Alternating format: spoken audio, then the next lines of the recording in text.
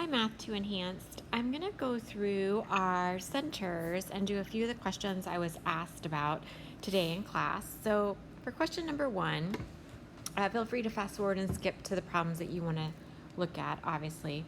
So for problem number 1, I noticed there's only an x squared term. There's no x term.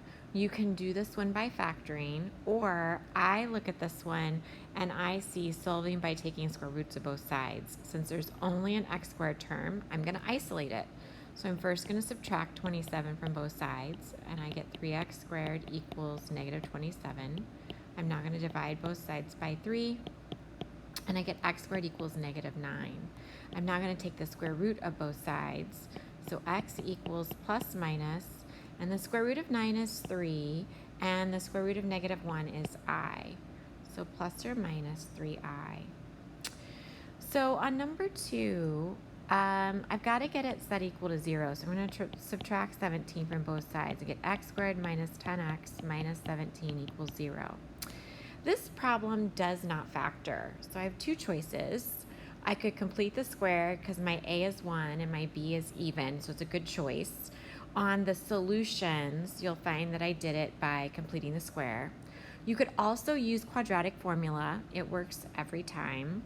So I'm going to complete it with completing the square, just so it'll explain what I did on the solutions. So first I did the setup to complete the square, which is very similar. I'm now going to move that 17 back over, and I'm going to leave a space. So I get x squared minus 10x space equals 17 space. I'm now going to complete the square. That's where I take my b and divide by 2 and square it. So negative 10 divided by 2 squared would be negative 5 squared, which is 25. That's the number I add to both sides. And then I'm ready to do step 3, which is to factor. That is the square root of the first, which is x, the square root of the third, which is 5, sign from the middle, which is negative.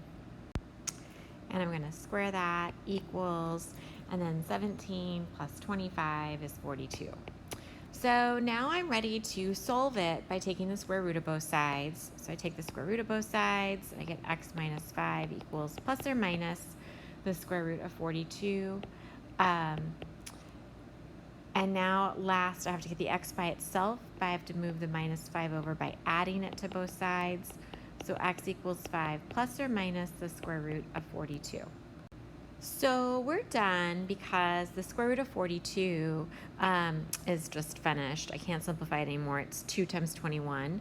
You could also put it in decimal form if you wanted to, and I believe that's 11.48 or negative 1.48. As far as how to leave your answers, if it says to leave it in decimal form, you have to complete your math. 5 plus the square root of 42 and 5 minus the square root of 42. And if it says to leave it in radical form, you have to leave it in radical form, the 5 plus or minus square root of 42. And if it doesn't say, you could leave it in whatever form you're comfortable.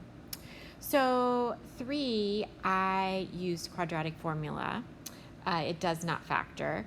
And if it's okay for time, I'm going to just jump through my work. Of course, I used A is 2, B is 3, and C is 16.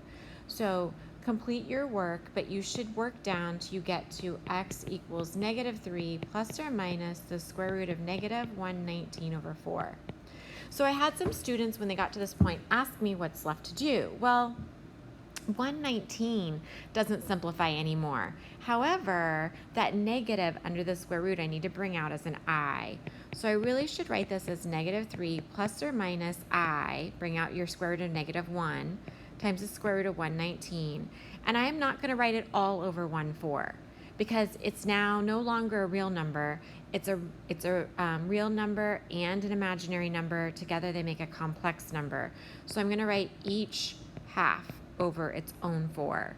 I'm not going to write them all over the same 4 because I now have a complex number. There's a real part, negative 3/4, and then there's the imaginary part, I times the square root of 119 all over 4. And for number 4, I factored. And since the a is 1, you can just use your side numbers in parentheses. On the next page. Okay. So lots of good stuff to talk about here. So first of all, Vertex Form should be a pretty easy form for you to get. I look at my graph, Looks like my vertex is -2 and -1. And my A value, well, it looks like I go 1, 1, and over 2 and up 4. So it looks like it's my standard 1, 1, 2, 4. So my A value must be 1. So vertex form is y equals a times x minus h squared plus k, where hk is my vertex. So this would give me, my a is 1. You don't need to write that because it's 1. And this is x minus a -2. So it's going to look like x plus 2 when I write it. And then minus 1, that'd be my vertex form. So how about factored form? Factored form, same thing. My x-intercepts are -3 and -1.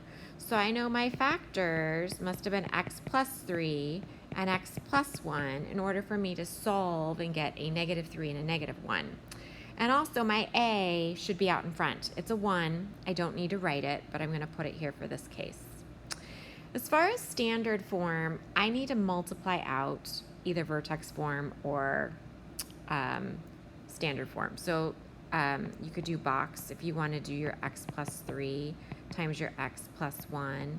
You could do FOIL, whatever works for you. But when you do your work, you should get x squared plus 3x plus 1x plus 3.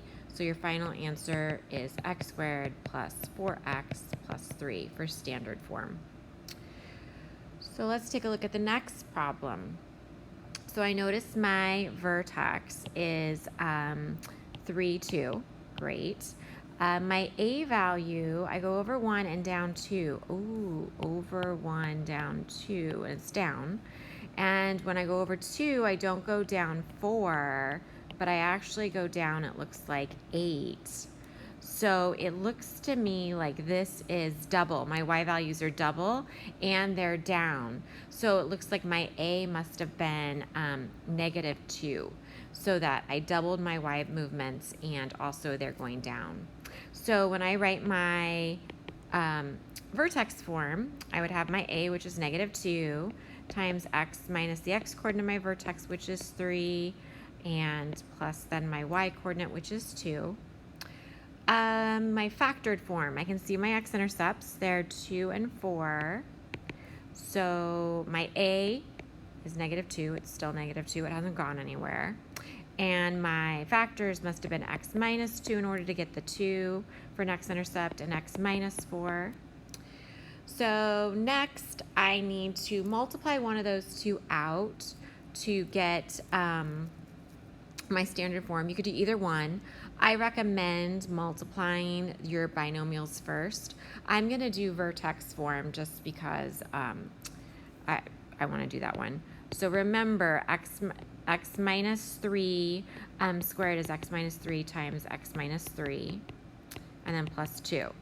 My recommendation is to do your x minus 3 times x minus 3 first.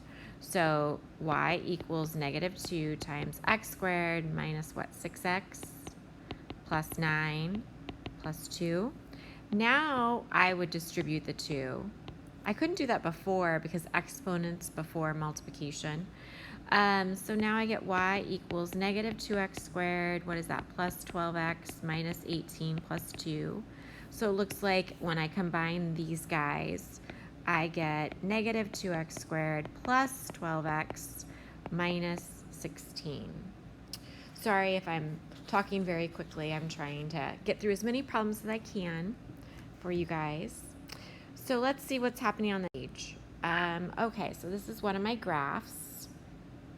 This is my graph that I changed, mainly because the original equation I don't think was on the graph. I think when you find the vertex, it's like -3, 3 maybe. So it's off the graph and half the parabola is off the graph. So I changed the equation to -2x squared plus 12x plus or minus 16. See if I can squeeze in a minus. There we go.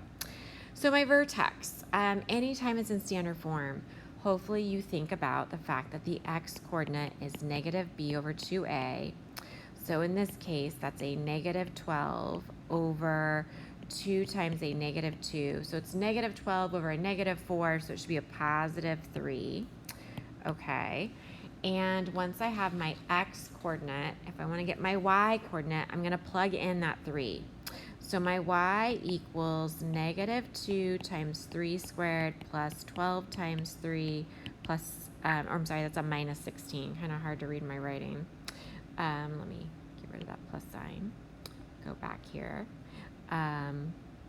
12 times, oh yeah, my x was 3 minus my 16. Okay.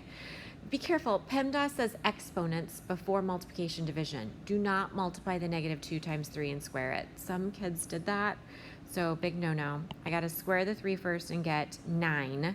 9 times negative 2 is negative 18, plus 36 minus 16. And when I do that, I should get what, 2? So my axis of symmetry is x equals 3. It's a vertical line at x equals 3. And my vertex is at 3, 2.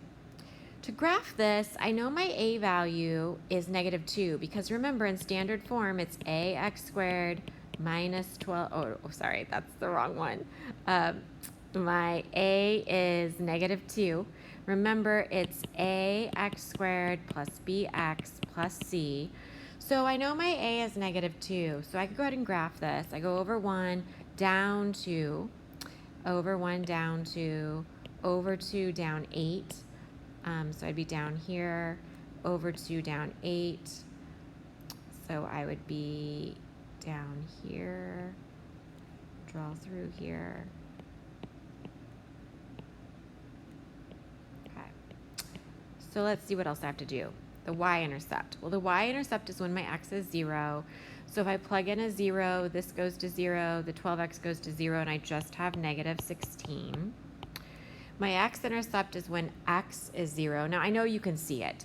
You can see it. It is, I agree, it's 2, 0, and 4, 0. But let's discuss, if you can't see it, how you find that. Well, the x-intercept occurs when y is 0. So 0 equals negative 2x squared plus 12x minus 16. This one does factor. I'm going to factor it. But if you didn't see that, you could use quadratic formula with your a, b, and c. So when I factor this, I'm going to pull out the negative 2 first just to make my life easier. So all my signs flip as I factor out my negative 2. And then my parentheses, my 8's up above, my negative 6 is on the bottom. They multiply the top, they add to the bottom. So I'm getting 4 and 2, and they're both negative. So since my a was 1 inside here, the side numbers are the numbers that go in my parentheses. So I'm just going to write that. This is my x minus 4, my x minus 2. So I know that that means that this negative 2 doesn't have a variable with it. It's not part of my zeros. So either x minus 4 equals 0 or x minus 2 equals 0. And that's where I'm getting my x equals 4 or x equals 2 that I actually can see on my graph. I realize it. Vertex form. I'm just going to write it. Y equals a. I know my a is negative 2. I'm going to use it. X minus h. That's the x coordinate of my vertex squared. Plus my k, which happens to be 2. Domain and range. I'm getting lots of questions about domain and range. I wish they weren't so shaky. Domain and range, remember that's what your x values can be. And for a parabola, my x values can be any x. Any x can be substituted in this equation. You're going to get a y answer. All these values of x are on the parabola somewhere. So my domain is all real numbers. 2 ways to write that is to use the all real numbers symbol, that capital R, or to say it goes from negative infinity to infinity. But make sure you use parentheses because you can't contain infinity. You don't want to use brackets. Range is different though. When I look at my y-axis, remember to start at the bottom and go up. And as I start at the bottom, since my arrows are going down forever, all these negative values down here have a place on my graph because my graph goes forever downwards. So my range includes all y values going down to negative infinity. But as you come up, you can see that my graph stops when y is 2. So y equals 3, y equals 4, y equals 5 is never on my graph. So my graph stops when y is 2. So there's going to be a bracket there. Similarly, if I had a parabola that faced upwards from the same vertex, 3, 2, my domain would still be all real numbers because I've got arrows going up and spreading out forever. But my range, notice now none of these negative numbers are on my graph. My y values don't start until 2, and then they go up forever. So my range for this one, if this is what my graph looked like, my range would be positive 2 to positive infinity. My y values would begin at 2 and they would get bigger forever. So let's see if we can find. Graphing this one, I think most of this page was no big deal. So actually, I'm just going to graph it real quick. My vertex was 4, 2. So you'd go to 4, 2. And then my A is negative 1/2. So I'm going to go down, and I'm only going to do half my y movements. So I'm going to only go down 1/2, and I'm only going to go down 2. So over 1, down 1/2. Over 2, down 2. And I'm just going to kind of pencil that in. Oh, you know what? I did get a couple questions on, actually, I'll go ahead and do them. So my axis of symmetry is x equals 4. I got a couple questions about y-intercept. It's the same thing. I'm going to plug a 0 in for x. So y equals negative 1/2 times 0 minus 4 squared plus 2. Got to do exponents before multiplication. So negative 4 squared is positive 16. So negative 1/2 times 16 plus 2. I'm getting what? Negative 8 plus 2. So then my y-intercept is 0, negative 6. So then my x-intercepts, you can see them. It's 2, 0, and it's 6, 0. But if I had to calculate them, x-intercepts occur when y is 0. So to find my x-intercepts, I make my y 0. And then I solve this. So to solve this, I need to isolate my x minus 4 squared so I can take the square root of both sides. So I'm going to subtract 2 from both sides. And I get negative 2 equals 1/2 x minus 4 squared. So now I have 1/2 times my variable. I'm going to divide both sides by 1/2, but we really don't divide by 1/2. Instead, it's a negative 1/2. Let me correct myself. I'm not going to rewind my video if you guys could just put the negative in there. So instead of dividing by negative 1/2, I'm going to really multiply by the reciprocal, which would be negative 2 over 1. I'm going to do that on both sides. So now my fraction cancels. And on my left side, I have 4 when I multiply negative 2 times negative 2. And on my right side, I have x minus 4 squared. So now I'm going to take the square root of both sides. And the square root of 4 is plus or minus 2 equals the square root of x minus 4 squared is just my x minus 4. And I got to move my minus 4 over. I'm going to add 4 to both sides and slide it right in front of my plus minus. I get 4 plus or minus 2 equals x. So now I do my 4 plus 2. That's where your 6 came from. 4 minus 2. That's where your x-intercept at 2 came from. Standard form. I'm just going to multiply this out. So standard form, this is on page 17 of your packet. I remember it's at least there. So x minus 4 squared is x minus 4 times x minus 4. My recommendation is to multiply your x minus 4 times x minus 4 first. So if you're FOIL or box method, do your work and you get x squared minus, what is that, 8x plus 16. By doing order of operations, I'm going to distribute the negative 1/2 next. So I get negative 1/2 x squared plus what, 4x minus 8. I still have that plus 2, so now I'm going to combine my integers. I'm going to get y equals negative 1/2 x squared plus 4x minus 6. Domain and range, my domain again, because my parabola is growing downwards and outwards, sooner or later all my x values will be somewhere on my parabola. So my domain is all x values, all real numbers, so negative infinity to infinity, or the symbol for all real numbers. My range includes all these negative values going up to and stopping at y equals 2 on the x-axis. So negative infinity all the way to 2, stopping at 2, so a bracket at 2. So next page, let's see. So this one, sorry about my formatting. It was late when I was typing these up on Sunday evening, so that should have been a t-squared. I didn't have very many people ask me about that, so I don't think it confused too many of you. Okay, so it wants to know the max height. Hopefully now, whenever you see max height, you're thinking vertex. Hopefully now, whenever you see standard form and you're thinking vertex, you're thinking about the x-coordinate equaling negative b over 2a. And so in this case, my x is my time. So if I want to know the time that, what time it reaches its maximum height, I'm going to find the x-coordinate, my vertex. So in this case, my t, my time, is equal to what? Negative 88 over 2 times negative 16. So negative 88 over negative 32. And when you divide those, I believe you get 2.75 seconds. So that's what time my parabola gets to its max. So what is its max height? Well, I'm going to plug that time in and see what I get. So I'm going to plug the 2.75 in everywhere for t.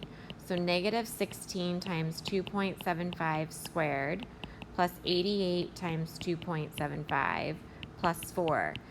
Now, I am having students get the wrong answers on their calculator. I think it's happening right here. So be careful. When you plug this in, you have to do the exponent first. So do 2.75 times, or 2.75 squared. Hit equals if you want. Make sure you're multiplying by a negative 16 and not using the minus sign for your negative.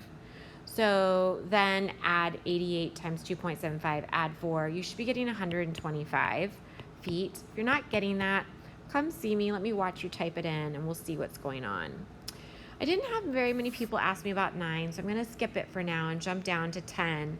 I did have people ask me about 10. So if I see my factored form, so what Anna's wrong about is this is my factors, my x-intercepts. So my x-intercepts occur at negative 6 and positive 4. So my vertex is going to be halfway in between my x-intercepts. So there's 10 units between negative 6 and 4. So my axis of symmetry, my vertex, my x-coordinate, my vertex will be somewhere on, if I move 5 over from negative 6 or 5 to the left from 4, I end up at negative 1.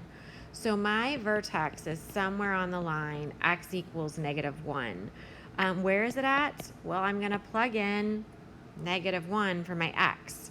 When I do that, I get negative 1 minus 4 times negative 1 plus 6. By PEMDAS, I'm going to do my parentheses first. So negative 1 times or minus 4 would give me a negative 5. And negative 1 plus 6 would give me a positive 5. It looks like I'm getting negative 25.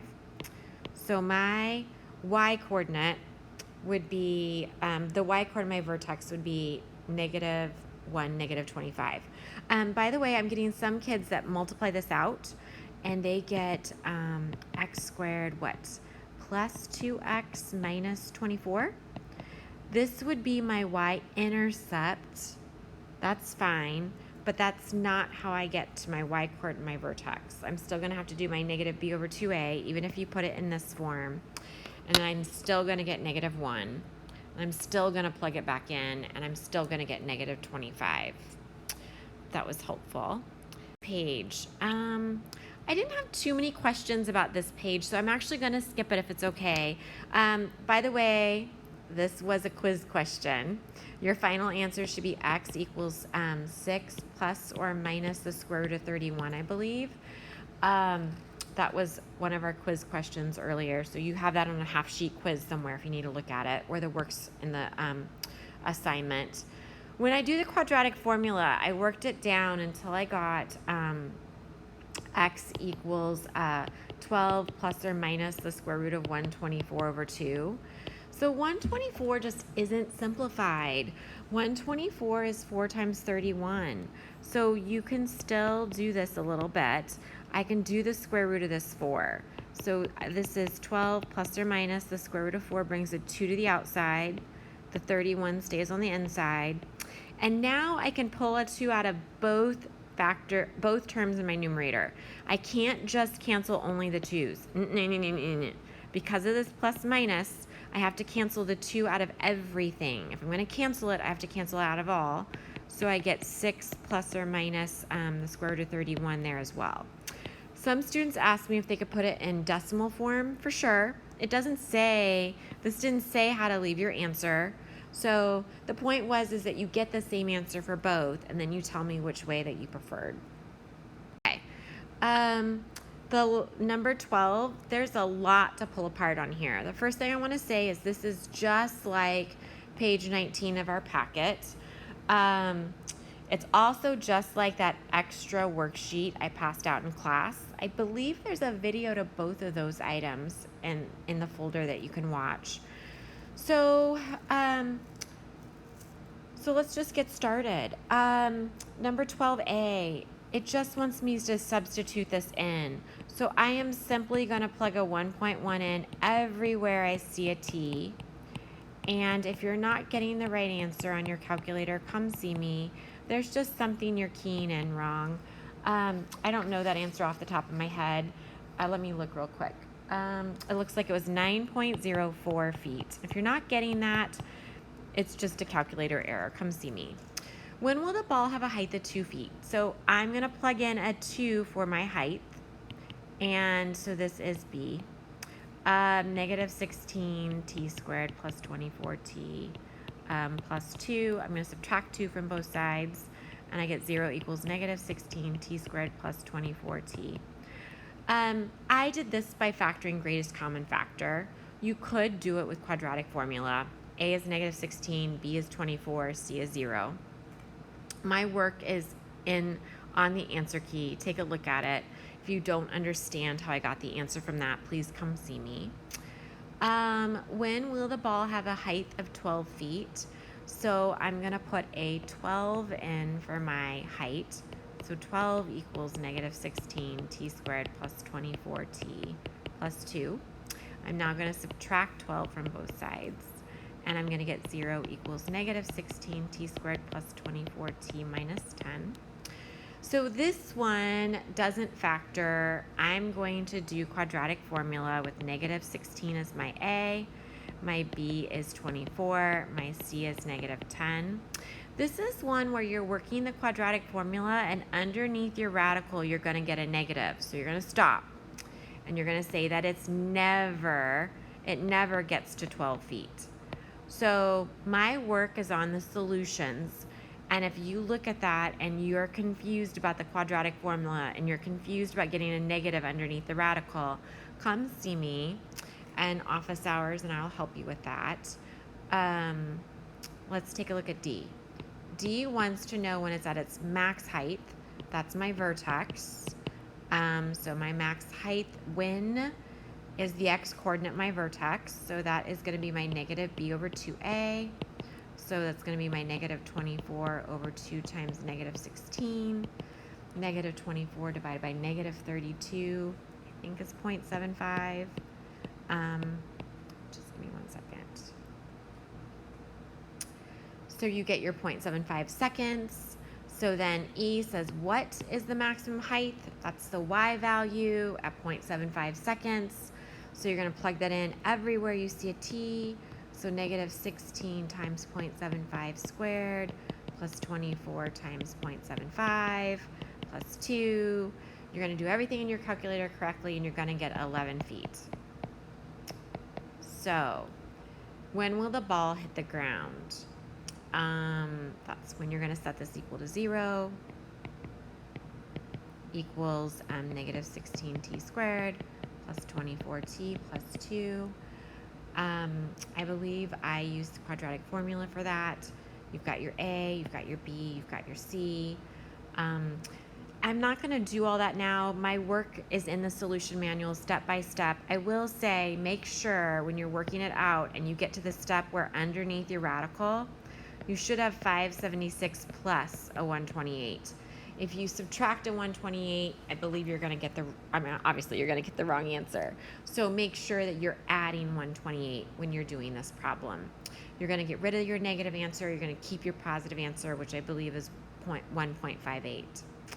So the rough sketch, a rough sketch of this one. I'm going to go with my max up here at 11. That happens at 0.75 seconds. This guy, I believe, hit the ground at 1.58. I think you also got rid of 0.08. That was negative. My Y-intercept was 2. So my domain is usually all real numbers, but really this is for my tennis ball. My time for my tennis ball is from 0 seconds to 1.58 seconds when it hits the ground. And my range is my tennis ball's heights. My tennis ball's heights range from 0 up to 11 feet. This Y-intercept of 2 has nothing to do with my range. My tennis ball had heights valued between 0 and 11. So my range is 0 to 11 feet. And this page, there weren't a lot of questions on these. I'm just going to mention for your negative, don't forget this is pages 10 and 11 in our packet. Distribute your negative. You're going to have 2 minus 7i minus 4 plus I. Combine your like terms. 14 is box or foil. Depends on if you're a box or a foil person. And don't forget, substitute a -1 in for your I squared. So I think your 6's cancel and you're left just with your I term. This problem, again, is multiplication. Distribute it. You're going to get -30i plus 10i squared. This I squared is really -1. It's really 10 times -1. Don't leave your -10 at the back. Remember, complex numbers are written real part first, imaginary part second. It really should be -10 minus 30i. And lastly, on 16, I think the only mistake I was seeing is kids distributed first. Don't do this. By PEMDAS, I know I have to do exponents before I do my multiplication. So really, you should do your 5 plus 4i times your 5 plus 4i first, then distribute your 2. My work, of course, is on the solutions. I hope this was helpful. I hurried through it and talked about some of the main things that I talk to kids in class about. But if you have questions not answered, come to office hours. Email. If you can't come then, email me for a time, and I'll meet up with you, and we'll go over it. Thank you so much.